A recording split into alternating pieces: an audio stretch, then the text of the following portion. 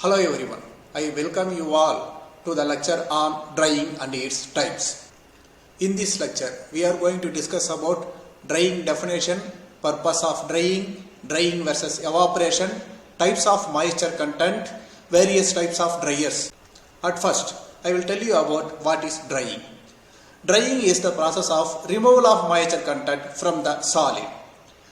It is almost the end of the unit operation in all the unit processing industries, almost in all the chemical processing industries. It is commonly the last stage in the manufacturing process. And drying is the final stage of removal of moisture content in all of the product. Whenever the final moisture content is important in the product, the drying is to be carried out. As I told, the drying is the final removal of water from the material, and now I will tell you about why drying is important for almost all of the unit processing operation. There are many reasons. At first, in order to avoid or eliminate moisture which may lead to corrosion or decrease in the product stability. If you want to increase the product stability, it is very important to maintain the moisture present in the solids.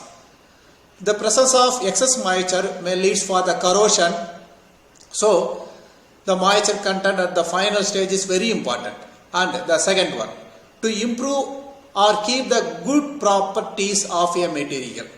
For example, if the moisture content is more at the end product, it may automatically create a flowability problems and compressibility problems. So it is very important to keep the final moisture content of the product or the goods, and it will increase the transportation cost of the process. Whenever the excess moisture is present in the solids, automatically the load with respect to the load that is increases. So in the unit volume the goods occupies is with respect to very limited mass. So the moisture content in the final stage is very important that we have to remove, and the required amount of moisture is maintained in the solids.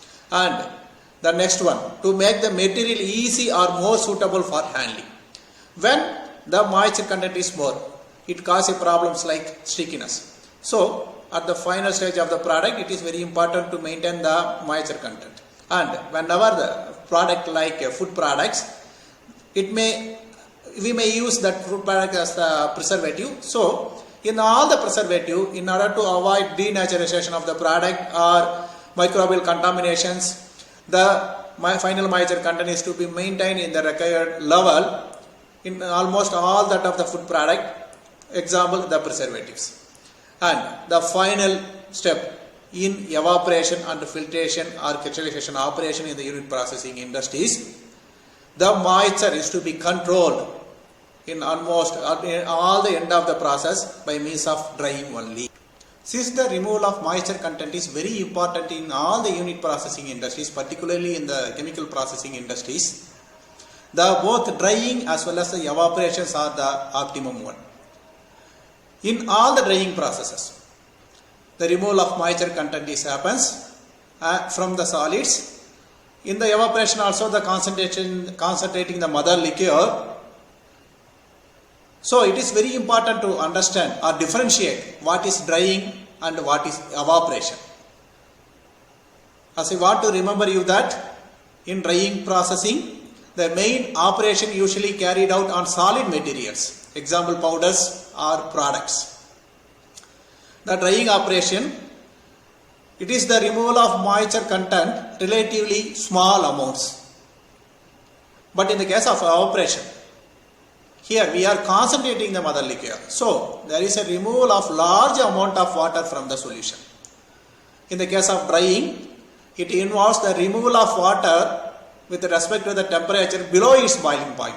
But in the case of evaporation, the removal of water vapor at is a very high boiling point. Almost the solution is boiled. In drying, water is usually removed by circulating air over the material, it carries the water vapor. But in the case of evaporation, water is removed from the material as pure water vapor mixed with other gases. In order to understand more about the drying, it is very important to define the moisture content present in the solids. Normally, the moisture contents are expressed on the wet basis or dry basis, and these moisture contents are equilibrium moisture content, bound moisture content, and unbound moisture content. What is equilibrium moisture content? It is the moisture content of a substance when at equilibrium with a given partial pressure of the vapor. And now, what is bound moisture content? It is the moisture content contained by a substance which exerts an equilibrium vapor pressure less than that of the pure liquid at the same temperature. Don't forget this. This is the moisture content which exerts an equilibrium vapor pressure less than that of the pure liquid, at the same temperature. But this unbound moisture content is that it is present on the surface and the moisture present within the capillaries. So we need to create certain pressure in order to remove this moisture content. This is unbound moisture content. Now we are entering into the main part of the drying operation, various types of dryers.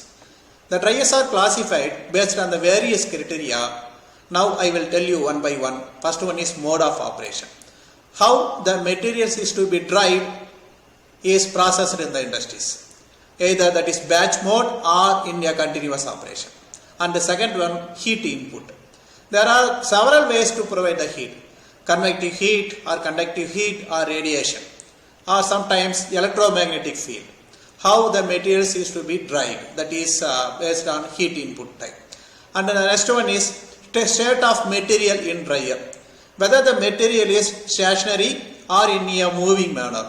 Sometimes the materials are to be dried is passed through the conveyor that is moving, and in order to create excess current, the agitator also placed. That is with respect to state of material in dryers and operating pressure.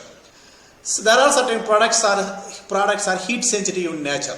So the vacuum pressure is very much essential. So sometimes the vacuum pressure also employed, and in some case atmospheric pressure is optimal. And the drying medium. The material is to be dried, is to be carried out under air or superheated steam or flue gases. And the drying temperature. Sometimes the certain materials are dried with respect to its less boiling point, that is below the boiling point temperature and over the boiling point temperature, or sometimes the freeze drying is to be carried out under below the freezing point. So it is called as freeze drying. And the relative motion between drying medium and drying solids. Here, how the materials are conducted, heating medium and the materials to be dried. That is co-current manner or counter-current manner or mixed flow. In sometimes, the number of stages, with respect to number of stages also the dryers are classified. That is single stage or multi-stage drying process. Thank you.